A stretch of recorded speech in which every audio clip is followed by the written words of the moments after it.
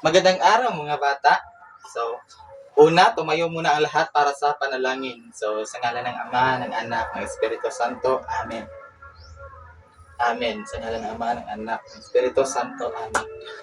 So, bago kayo umupo, maaari bang pakipulot ng mga basura sa ilalim ng inyong upuan at pakiayos na rin ng inyong mga upuan.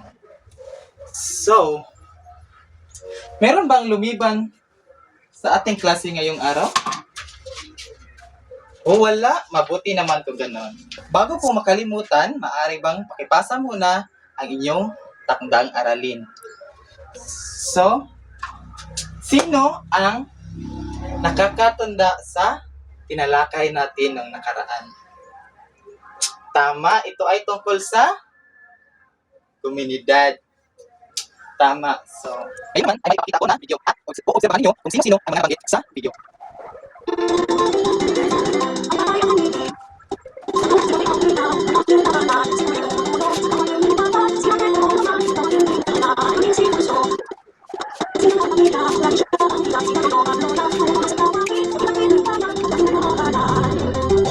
So, ngayon mga bata, ano ang pamagat ng kanta?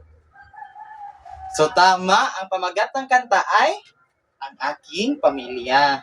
So, ang sunod na tanong ay, sino-sino ang mga nabanggit sa kanta? Tama, si Papa, si Mama, si Ate, si Kuya, si Bunso, si Lola, at Lolo. Tama. So, ngayon namang mga bata, mayroon tayong gagawing aktibidad. Ito ay pinamagatang Family Tree. So, panuto. Papangkatin ko kayo sa dalawang grupo. Meron akong dalawang kahon na naglalaman ng mga larawan. Buuhin ang isang family tree. So, ang gagawin niyo mga bata, may ibibigay akong kahon na naglalaman ng mga larawan ng pamilya at kayo ang bubuo nito. Bibigyan ko lang kayo ng 3 minuto para mabuo ito. Tapos na ba mga bata? So, dahil tapos na kayo, ay may hinanda akong mga katanungan. So, ang unang katanungan ay, sino-sino ang inilagay nyo sa itaas na bahagi? Okay, tama. Ang nilagay niya sa taas na bahagi ay si Mama at Papa. Dahil sila ang kakatanda. Ang sunod na tanong ay, sino ang inilagay niyo sa ibaba? So, tama. Ang inilagay niya sa ibaba ay si Ate, Kuya, at si Bunso. Sa palagay niyo, bakit sa itaas na bahagi ninyo inilagay si Mama at Papa?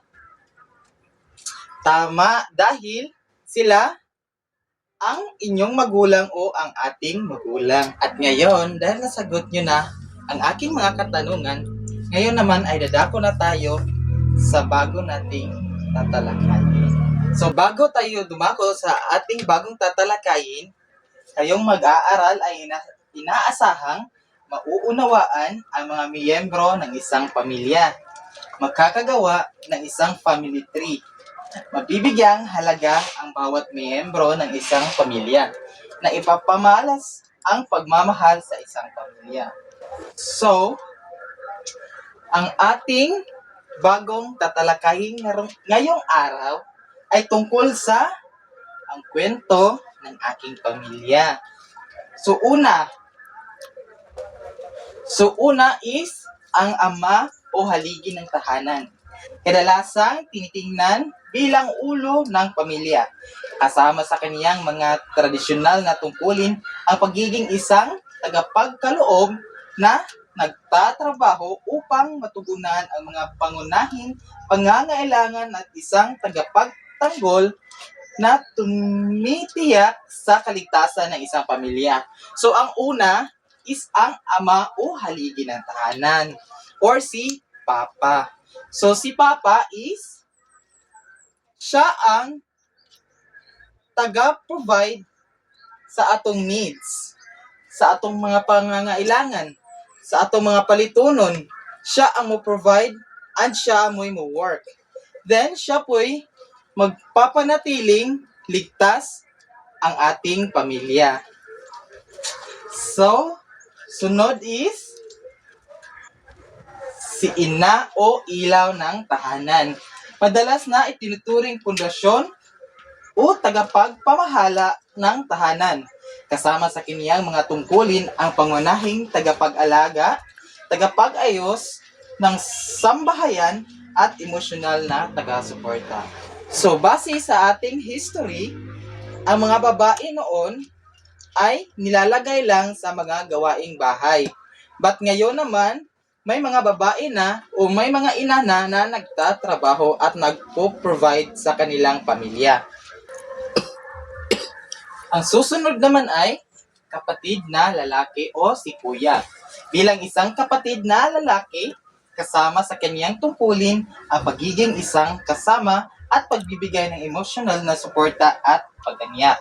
So si kapatid na lalaki o si kuya is siya ang tumutulong kay papa sa mga gawaing bahay. So ang susunod naman ay si kapatid na babae o si ate.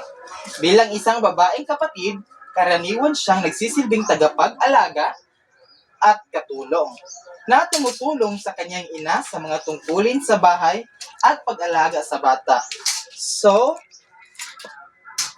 usually, si ate ang nagbabantay ng bata. Halimbawa is kung mahilakad si mama o si ina.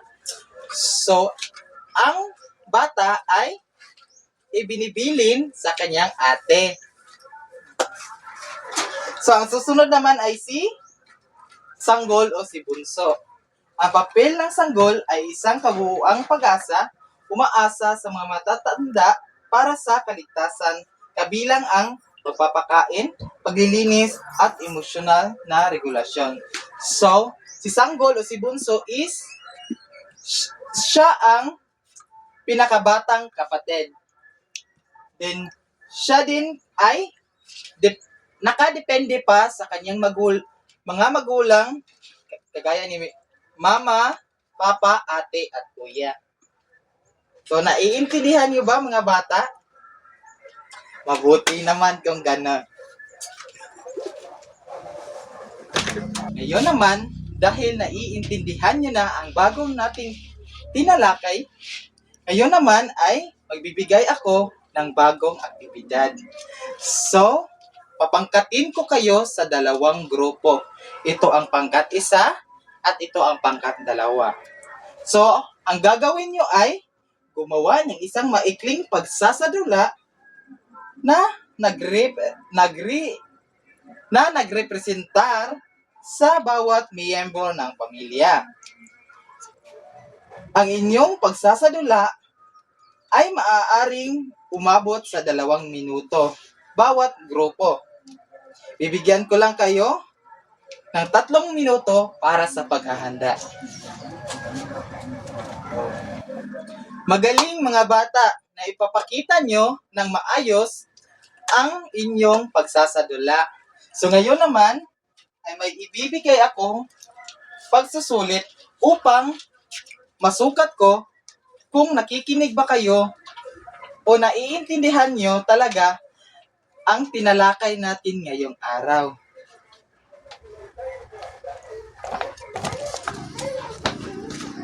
Tapos na ba mga bata? Hindi pa po, sir. Maaari nyo nang ipasa dito sa harapan.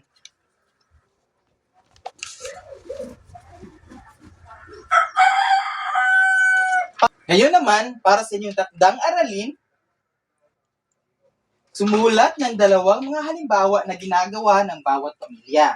Isulat sa assignment na kwaderno at ipasa ito sa muli nating pagkikita. So, pamantayan sa pagmamarka.